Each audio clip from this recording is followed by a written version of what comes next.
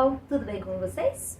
Bom, a gente vai dar continuidade ao nosso programa aqui da EJA no Saberes em Casa. E a gente está aqui juntos mais uma vez para uma conversa bem bacana, onde a gente vai poder aprender mais sobre os rios, né? Lembra que no programa passado eu falei que a gente ia falar sobre água? Então hoje a gente vai falar sobre os rios. Vocês sabiam que os rios são fonte de vida e de trabalho? Eles contribuem para o sustento de diversas famílias. Rio é sinônimo de vida, de beleza, alegria, cultura para os mais diversos povos do mundo. Eu tenho certeza que muitos de vocês conhecem bastante sobre rios, não é verdade? Bom, vamos pensar um pouquinho sobre as experiências que nós já tivemos com rios. Deixa eu pensar um pouquinho aqui. Bom, eu pensando aqui já lembrei de algumas coisas. Por exemplo, o uso do rio para diversão. Como é gostoso um banho de rio, né? Quando tá calor, então. Uma outra coisa que eu lembrei é o futebol de várzea. Vocês já ouviram falar? Inicialmente eles eram praticados em campos de terra batida e às margens de rios.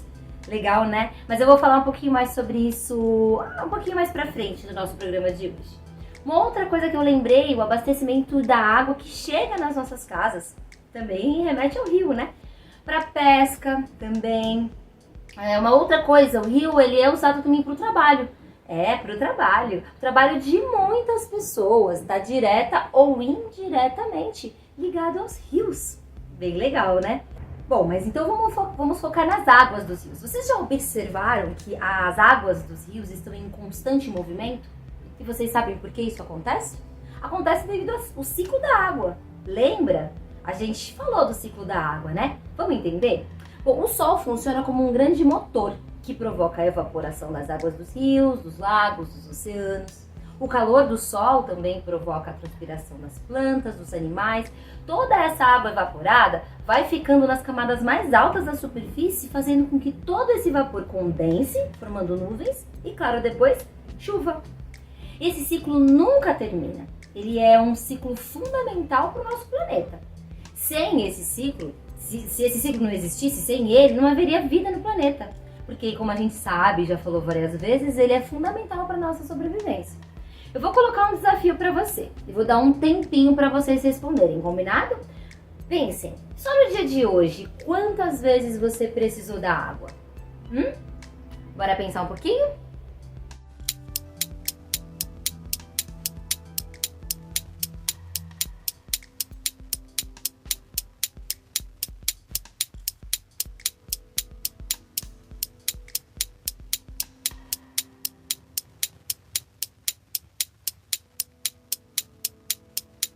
E aí, depois de pensar, o que vocês concluíram? Muitas vezes eu imagino, né? Bom, eu mesma só hoje já precisei várias vezes da água e eu não penso em como ficar sem ela. Como é importante, né? Para nós. Realmente é um bem precioso. Por isso, a gente tem que cuidar muito bem dela, como a gente já falou várias vezes, e vamos continuar falando. A começar por conservar as matas e as florestas onde ficam as nascentes dos rios. O que será que é exatamente uma nascente? Bom, o próprio nome diz é onde nasce, né? O local onde a água que está subterrânea, embaixo da terra, chega à superfície, que também é conhecida como mina, fonte, bica. Depois essa água que vai brotando, vai fazendo um caminho, ocupando espaços, que nós chamamos de leito do rio, ou seja, por onde o rio vai percorrendo. E a gente tem também as margens, que são os locais onde a água encontra com a terra, que a gente também chama de a beira do rio. E no caminho desse rio, ele pode ir se encontrando também com outros fluxos de água que vão sendo alimentados pelos rios menores, são chamados de afluentes. E depois de seguir todo esse trajeto, ele chega até a foz, que é onde ele deságua, geralmente é o mar. Então, imaginem o quanto de vida essa água desse rio não gera por todo o caminho que ele passa. Imaginem quantas pessoas, cidades, animais não dependem da água desses rios. Por isso, voltando lá no que eu falei agora há pouquinho, né? A gente precisa proteger essas nascentes. Não tem como derrubar a floresta e pensar que a gente vai ter água, não é verdade? Então a gente precisa muito das florestas para manter nossos rios e tudo que ele pode e nos oferece. Eu vou dar um exemplo então para vocês. Imaginem só o futebol de fim de semana, aquele futebol de várzea que eu falei agora lá no comecinho, aquele pedacinho de chão pertinho do rio, fresquinho. Imagine sem rio, não faria o menor sentido, não é verdade? Bom, na verdade, aqui no nosso país, onde o futebol é um dos esportes mais queridos aí pela população, a várzea do Rio Tietê, por exemplo, foi fundamental para esse esporte, porque ainda não tinham os campos de futebol, né, como a gente tem hoje, e o povo já se divertia batendo bola ali na várzea. Legal, né? Para visualizar melhor o quanto de vida carrega um rio, eu vou mostrar para vocês um vídeo que vai trazer aí essas informações para a gente complementar o que a gente está conversando e falando hoje aqui no programa. Preste atenção. O Brasil é um dos países com maior biodiversidade do planeta.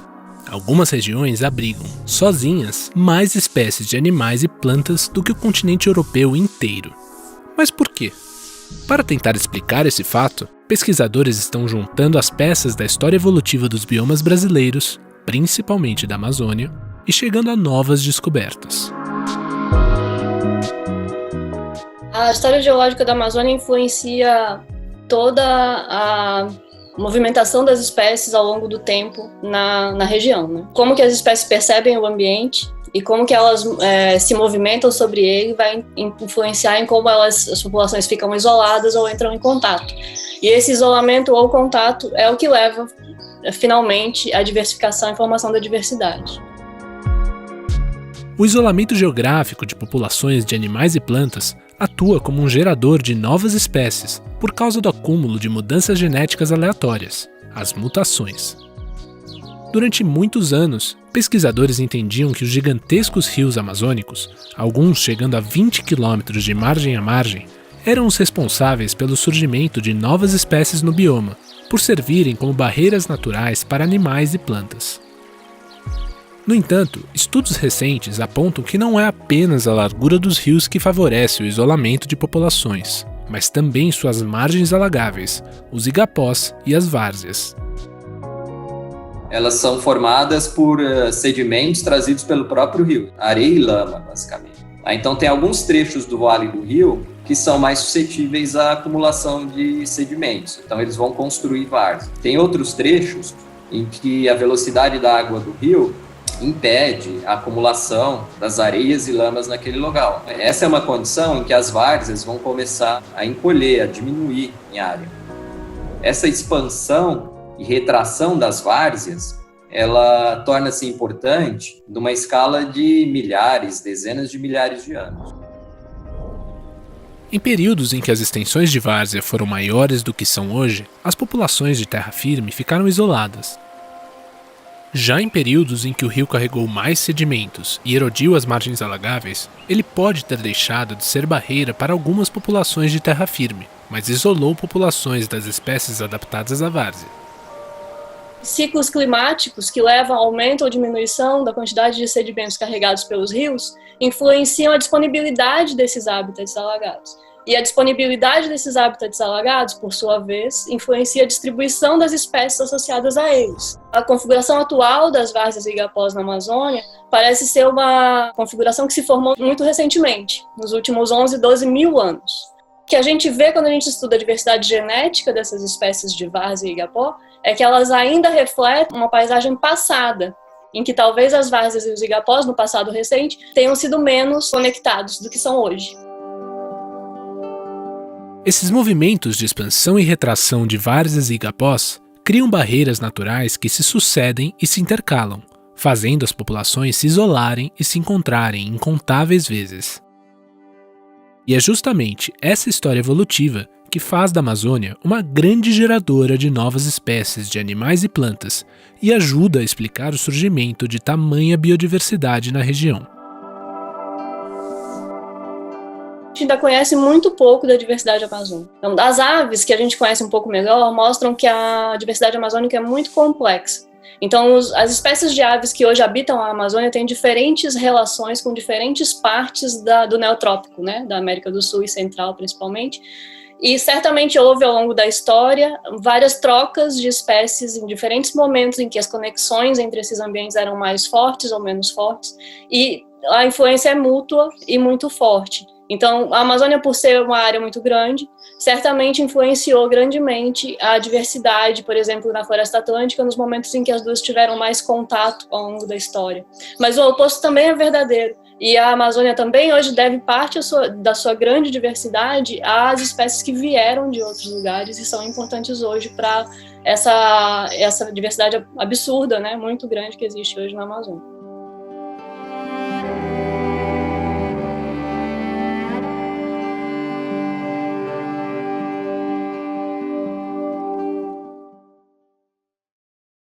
Legal o vídeo, né?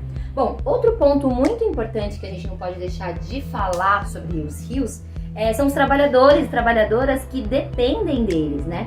Ó, a gente tem vários exemplos: pescadores, salva-vidas, a gente tem barqueiros, a gente tem atletas, né?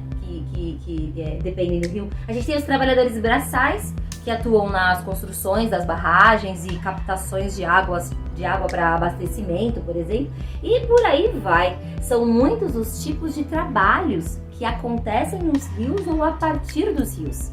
E junto com esses trabalhadores e trabalhadoras, existem famílias inteiras que dependem desse rio, dependem dessa água. Por isso, de novo, a gente vai voltar lá na preservação das nascentes. E sempre a gente vai dizer: cuide das nossas florestas, da nossa mata, né? E é claro, falando em florestas e rios, nós não poderíamos deixar de lembrar que as comunidades indígenas são diretamente ligadas aos rios e deles dependem, né? Para os índios, né, a água ela é sagrada e símbolo de poder e força. E para vocês que acompanham aqui o nosso programa no Saberes em Casa, vamos pensar mais um pouquinho? O que significa água e o que significa rio para vocês? Para vocês me responderem isso, então, eu vou propor uma atividade, né? A atividade dessa semana.